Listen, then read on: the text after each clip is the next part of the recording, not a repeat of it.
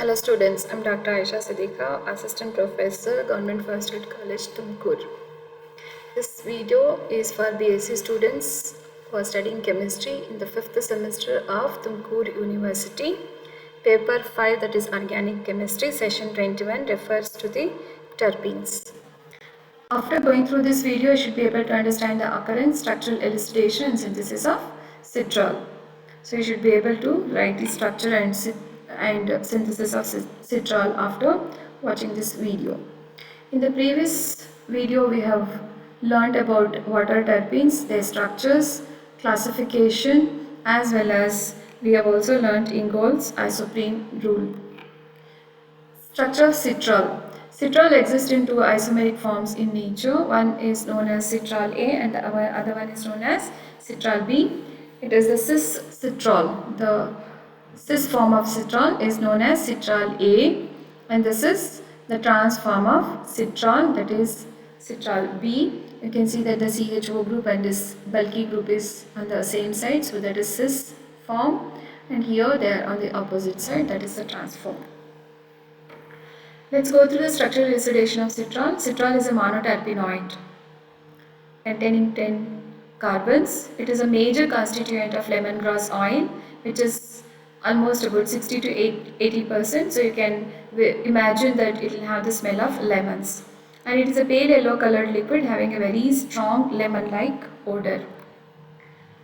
Molecular formula was found to be C10H16O. It was determined using elemental analysis. So this is very clear that it is an oxygenated terpene. So the first thing that we study here is the presence of carbon-carbon double bond, establishing the presence of carbon-carbon double bond. So citral adds on to two molecules of bromine to form a tetrabromide like here, which indicates the presence of two carbon-carbon double bonds. So if we imagine or visualize this to be the structure of citral, bromination takes place, consuming two molecules of bromine, indicating that it has got two double bonds. Position of the carbon-carbon double bonds. So in the structure, where could be the carbon-carbon double bonds?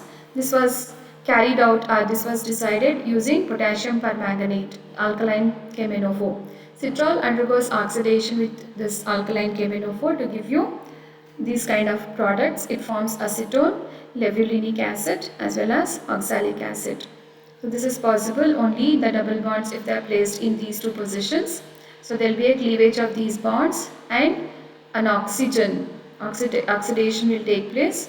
Here this gives us the acetone and this part breaks to give you oxalic acid, and rest of this part is giving levulinic acid. On ozonolysis also the similar products are obtained, that is citral on ozonolysis gives acetone, levulaldehyde, glyoxal. Actually it should have been aldehyde groups here. It gives us glyoxal, confirming that the two double bonds may be present in the positions already shown. Formation of the above products indicate that citral is not a cyclic compound, but it is an acyclic compound and it contains two double bonds. Corresponding saturated hydrocarbon of citral, that is in case if you remove the oxygen and add two more hydrogens in its place, the molecular formula will resemble C10H22, and that corresponds to the formula of CnH2n plus 2, similar to the acyclic compounds, indicating that citral must be an acyclic compound. Formation of paracymene takes place when citral is treated with potassium hydrogen sulfate. This formation of paracymene by this reaction and the reference to the ozonolysis, it indicates that citral is formed by joining two isoprene units in the head-to-tail manner. Based on all these facts, the structure proposed for citral is this. Uses of citral. Citral is used in the synthesis of vitamin A as well as lycopene. It is also used in the preparation of geraniol, which is used in perfumes. It is also used as flavoring agent and in perfumery. Citral on boiling with aqueous potassium carbonate yielded 6-methyl-heptanone and acetaldehyde. All this can also be explained based on the structure that has been proposed. Synthesis of citral. Citral has been synthesized. Any structural elucidation finally refers to the synthesis of that particular compound, which confirms the structure of that compound. So when we come to the synthesis of citral here, Barbier, Bouvelotte, Timon synthesis has been used. In this synthesis, methyl heptanone is converted into genanic acid, ester by using Reformatsky reaction, and later genanic ester is converted to citral by distilling with a mixture of calcium salts of genanic and formic acids. Now this is the synthesis.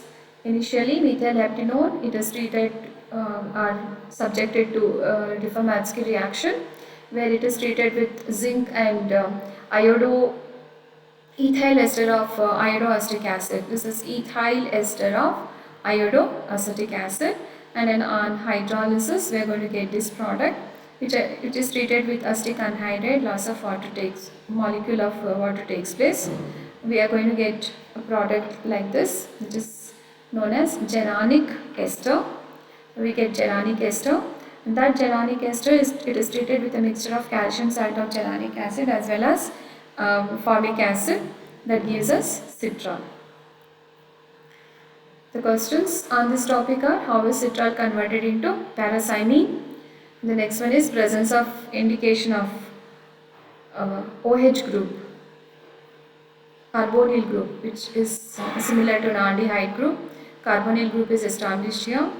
The uses of citral, and then synthesis of citral starting from methyl heptanone, and how the number and the position of the double bonds is established in citral. These are the references. Thank you for watching.